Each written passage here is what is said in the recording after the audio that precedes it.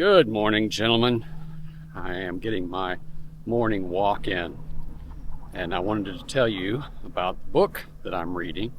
Some of you may have already read it, and if you have, be sure to share your feedback and comments, insights, things that stand out to you about the book in the comments below. But the book that I'm reading is The 5 Levels of Attachment by Don Miguel Ruiz, and it's not a book about attachment styles, which there are other good books about that, and I'll talk about that in another video. But this is actually about how we become attached to our story, how we associate our identity with our story, and how that impacts our ability to relate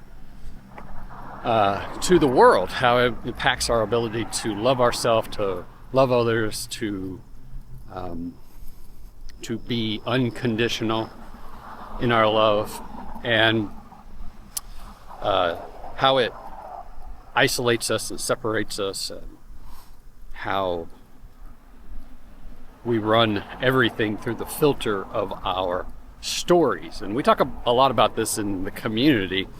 You know, we often frame it that way, as the stories that we're telling ourselves, the inner critic, the inner judge, our beliefs, our thoughts, whatever it is that we have, the rules that we can have constructed, the operating rules and operating the line of code, right? These are all the different ways that we reference these things. So it's a really good book. He goes through and systematically breaks down the concept in a way that I think is helpful for anyone who's trying to wrap their mind around this concept of telling ourselves stories, that we're constructing this false reality and then stepping into that story and then being confused why things don't work the way that we think that they're supposed to work, why people don't do what we think they're supposed to do, and why we don't get the results that we think that we're supposed to get.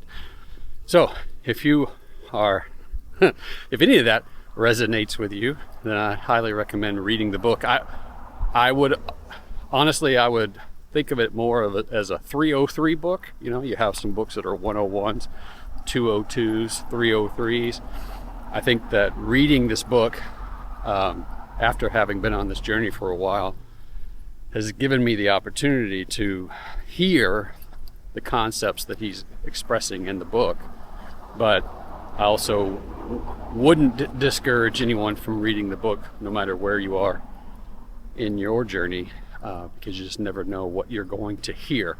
But I would definitely say that I could see how someone could read the book in the early stages, only get glimpses of insight, and then later read the book again and go, oh, right, I see what he's saying there, right? Because ultimately you would be in a different place and have a different ability to hear what he's trying to share with you. So if you have an interest in that, check it out.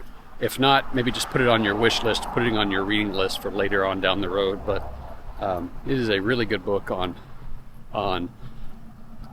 understanding how we construct these stories and how we go from being our authentic selves to attached to these stories and needing them to play out a certain way in order for us to be okay, but ultimately experiencing suffering because it does not produce the result that we want, because it's not real. It's just an identification with thought, right? An egoic existence.